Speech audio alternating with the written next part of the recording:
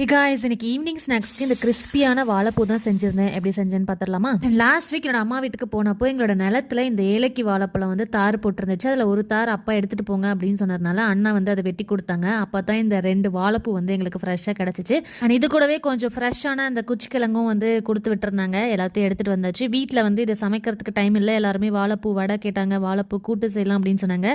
நான் தான் வந்து இதில் உங்களுக்கு கிறிஸ்பியாக வந்து வாழைப்பூ ஃப்ரை மாதிரி செஞ்சு தரேன் அப்படின்னு சொல்லிட்டு எப்பயும் போல் வாழைப்பூ க்ளீன் பண்ணுற மாதிரி க்ளீன் பண்ணி எடுத்துக்கிட்டாச்சு. அப்புறம் தண்ணியில் ஒரு டைம் நல்லா வாஷ் பண்ணிவிட்டு இந்த மாதிரி ஒரு ஒயிட் கிளாத்தில் போட்டு நல்லா துவட்டி எடுத்துக்கிட்டாச்சு. ஈரமாக இருந்துச்சுன்னா ஆயிலில் போட்டோன்னா நல்லா தெரிச்சிரும்ல, அதுக்காக.